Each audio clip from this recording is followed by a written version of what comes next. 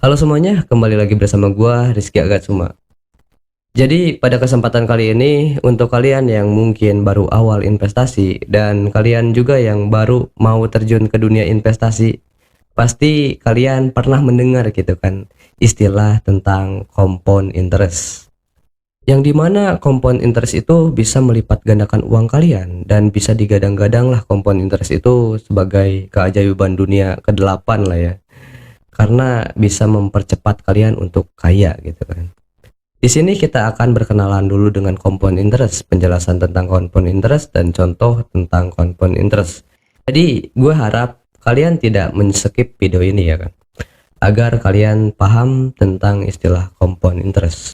Compound interest atau bisa dibilang bunga berbunga atau bisa dibilang juga snowball effect, yaitu dimana modal kita yang mendapatkan bunga di awal menjadi modal kita kembali di tahun berikutnya.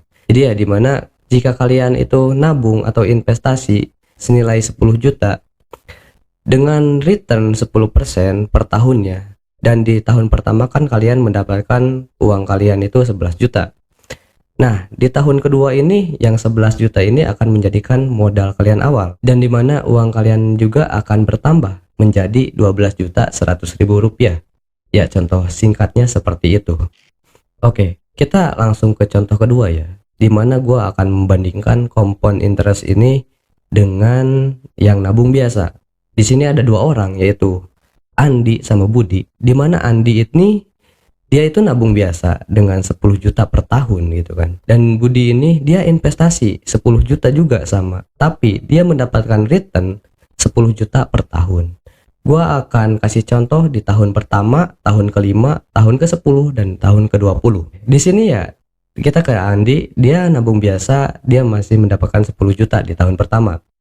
Dan Budi dengan return yang 10%, di tahun pertama dia udah mendapatkan 11 juta.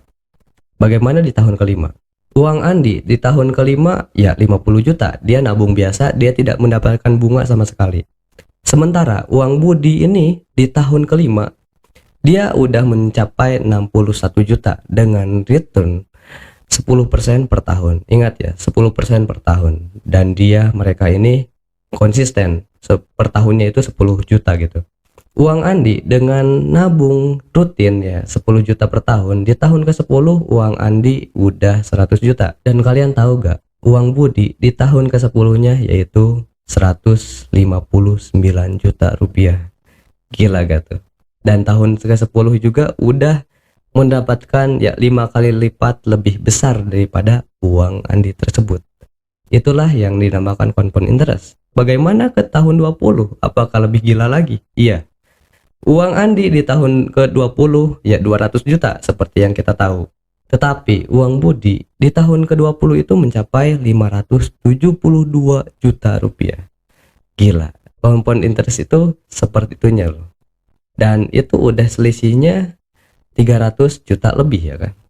Nah, itulah yang dinamakan compound interest, dimana uang kita itu terus bertambah gitu kan dengan compound interest. Kalau bisa dibilang ya compound effect. Di sini kalian harusnya udah paham lah ya tentang compound interest. Lalu kenapa sih gua bikin tentang penjelasan seperti ini? Penjelasan tentang ya compound interest buat kalian yang baru mulai investasi. Karena gue yakin di tahun-tahun berikutnya yang cryptocurrency itu bakal banyak, dan anak-anak muda khususnya seperti gua akan terjun ke cryptocurrency. Dan kalian itu harus paham ya tentang compound effect gitu kan.